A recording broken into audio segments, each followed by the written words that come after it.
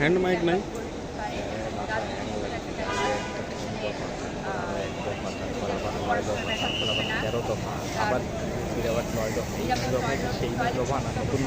চূড়ান্তভাবে নতুন 9 দফা ঘোষণা হচ্ছে, এটাই চূড়ান্ত ঘোষণা ভাই। ওটাই একটা কথা কয়ে লাভ নেই। কোথায় আপনি?